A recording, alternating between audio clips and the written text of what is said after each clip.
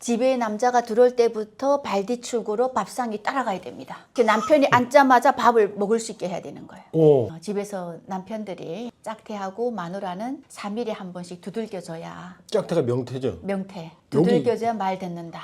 근데 시댁도 가면 시아버지가 명절날에 자식들 며느리가 있는 데서 시엄마를 때린 적도 있거든요. 근데 부모님들은 딸 가진 게 죄라고 하셨어요. 그때는. 남북한 동포교포 그리고 해외 남북한 근로자 여러분 안녕하십니까.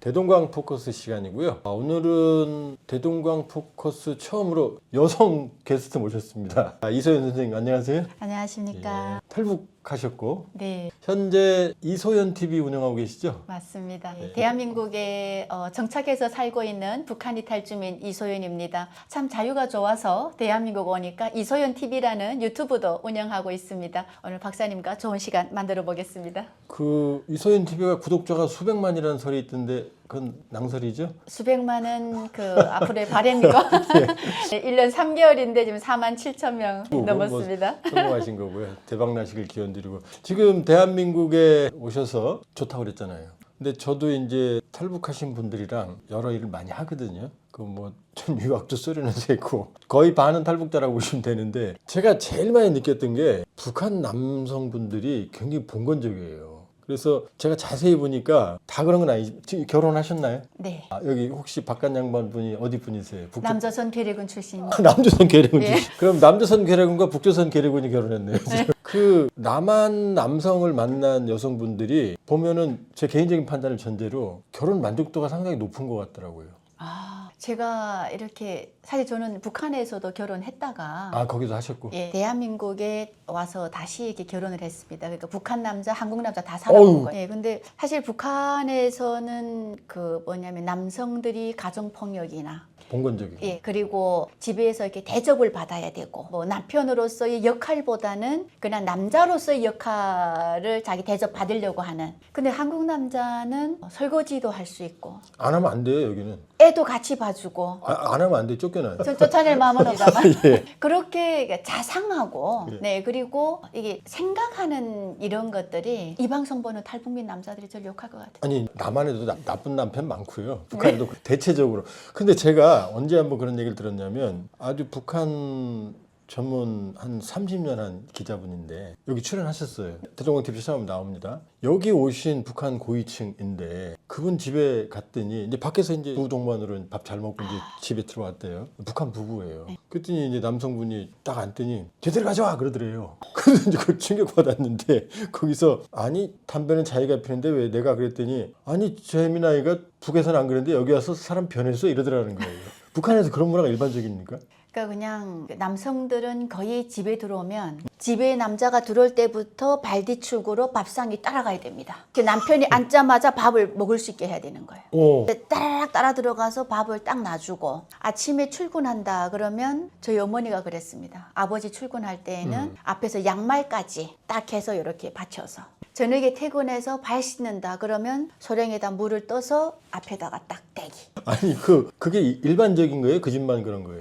근데 거의 일반적으로 그래서 그냥 여자는 복종해야 되는 그냥 복종해야 되는 존재인 거예요.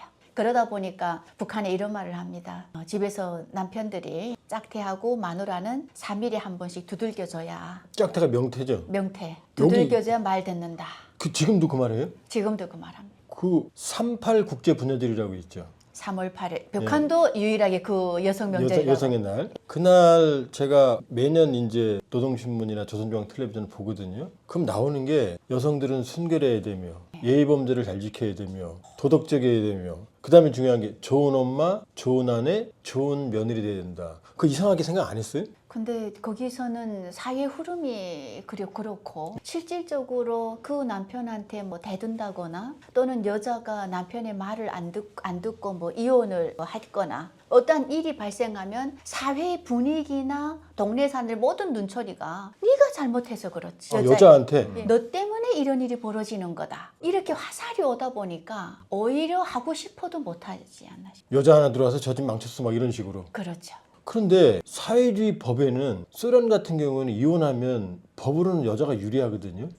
북한은 안 그런 거예요? 근데 북한은 사실 이혼이라는 게 흔하지가 않습니다. 안 해요? 그게 뭐냐면 그 가정을 북한 정권을 맡은 하나의 이렇게 그 조직체로 보잖아요, 북한에서는. 근데 이 가족이 이혼을 했다 그러면 그 사회에 따가운 시선과 조직의 비판이 따라오기 때문에 거의 이혼을 못 합니다. 근데 최근 들어서는 장마당 가면서 돈을 벌다 보니까 저 같은 경우도 이혼을 해야 되는데 안 해주니까 이혼해주는 이혼하려고 했어요? 실례지만 이유가 뭐였어요? 제 가정폭력 때문에. 마음 아픈 얘기네. 남편분은 뭐 하는 분이셨어요? 그 군대에서 군방 이렇게 제대를 해서 와서 대학교를 다녀야 되는데 저희 아버지가 북한에서 대학 교수하셨습니다. 아유 그래요? 예, 어디 대학이셨어요? 김정수 교원대학교라고. 아, 예. 교원대학? 아버지가 제대하자마자 북한은 군대 갔다 오고 대학 나오고 당원이면 그 어느 한 직책에서든 간부로 갈 수 있어서 대학을 보냈습니다. 그러니까 군대에서 와서 대학을 가고 저랑 결혼해서 저는 애 낳고 나가서 장사해야 되고 집안에 생기는 오로지 제 몫이고 이 남자는 대학만 갔다 오는데 저녁마다 그 이렇게 화풀이를 하고 아니 그러면 장마당도 하셨다 그랬잖아요.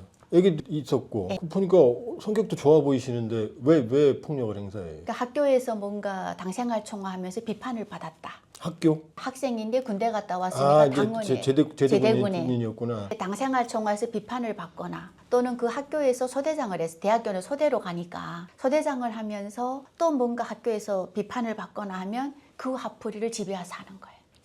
집에서 날아가고 술 좋아했어요? 그냥 매일 술 마시고 때리고 했는데 어느 날은 너무 이렇게 기절하게 근데 그것도 장마당에서 장사하는데 나오라 해서 나가면 강에다 데려가서 때리고 하니까 그래서 어느 날은 거기서 그냥 폭력 일상이었네요. 그래서 기절하고 뭐 하다가 아 내가 여기서 벗어나야 내가 살겠구나 이러다 정말 나 죽겠구나 싶어서 도망치고 보니까 두만강 앞에 와 있더라고요. 아 그러니까 탈북 동기가 정치 체제 뭐 이런 게 아니었어? 가정 폭력이었어요? 저는 뭐 경제적인 것도 있고 예. 정치 이런 생각은 한 번도 안 해봤습니다. 저도 당원이고 부모님들이 워낙 그 사회에서 직에 잘 계셨기 때문에 그러니까 대학 교원이시면 예, 그래서 아무것도 안 하고 있다가 그냥 정말 절반이 가정폭력이고 절반은 경제적인 그런 것 때문에 아니, 그게 탈북. 부부가 노동당원이고 부모님도 당원이었을 거 아니에요? 예. 그럼 북한에서는 상당히 그 괜찮은 집 아닙니까? 뭐 사회에서 정치적으로 평가할 때는 괜찮은 집이고 심지어 뭐 할아버지도 그 중앙에 이렇게 계셔가지고 굉장히 괜찮은데 그렇다고 고지식한 집안이니까 국가가 주는 쌀을 먹어야 되는데 쌀을 잘 안 주고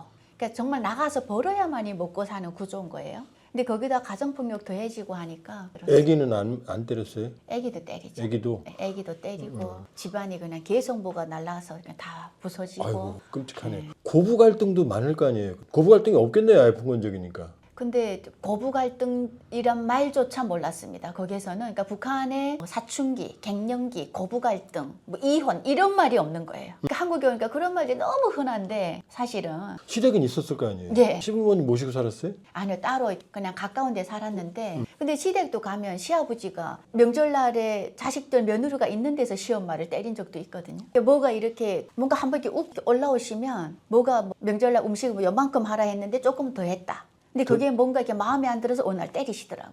그래서 나이 드신 분들도 저렇게 때리고 싸우는구나. 근데 사실 저희 부모님은 그렇게 안 사셨거든요. 그래서 그런 집들이 참 많긴 했습니다. 그럼 가정폭력이라는 개념도 없을 거고 어디 가서 뭐 신소 고발이라고 그러죠. 그러니까 그런 제도가 없는 거예요. 그런 제도가 없어요? 그러니까 북한에서 참 존재하지 않는 말이 인권이라는 말이잖아요. 그러다 보니까 저희가 어디 가서 가정싸움 했는데 정말 이게 다 부어가지고 기절했는데 그걸 와서 경찰이나 또는 어떤 제도적 NGO 단체들이 있어서 그걸 보듬거나 문제 해결하거나 이런 게 전혀 없고. 그러면은 그런 스트레스로 아주 극단적인 선택을 하고 이런 사례도 있을 것 같네요, 느낌에. 그래서 사실은 그 북한 안에서 많은 사람들이 그런 스트레스나 이런 것 때문에 이런 그 수명들이 굉장히 줄어드는 것 같고요. 그리고 사실은 북한 안에서는 자살은 체제에 대한 반항으로 보거든요. 반항으로 보는데 그럼에도 가끔 보면 그런 사람들이 있었고 친정 부모님들은 아무런 힘을 못 쓰셔요? 근데 부모님들은 딸 가진 게 죄라고 하셨어요. 그때는. 그냥 한숨만 쉬시는구나. 네, 그래서 시댁은 안 도와줄 거고. 시댁은 절대 안 도와주고 제가 정말 어느 날 몇 번이 이렇게 자꾸 이게 반복이 되니까 반복이 돼서 어느 날은 부모님께 사실 걱정될까 봐 안 가다가 어느 날 밤에 집을 갔습니다. 집에 가니까 저희 아버지가 제가 그날 이렇게 옷이 다 찢어져서 간 거예요. 뭐 엉망인 데서 가셨겠죠. 네, 찢어져서 막 정말 도망치듯 해서 가니까 아버지가 그러더라고요. 네가 이혼하면 동네가 손가락질하고 여자가 얼마나 그랬으면 남자한테 매 맞고 사느냐. 아버지도 본 건 적이네. 네, 아버지도 딸 가진 게 죄다 그냥. 네, 딸 가진 게 죄라고 그렇게 그러더라고요. 근데 그다음부터 엄마가 걱정스러우니까 가끔 2, 3일에 한 번씩 집에 오는데 제가 얼굴이 이렇게 퍼렇게 있으면 같은 동네였어요? 네, 또 뭔 일이냐. 그냥 그렇게 넘어갔던 것 같아요. 예,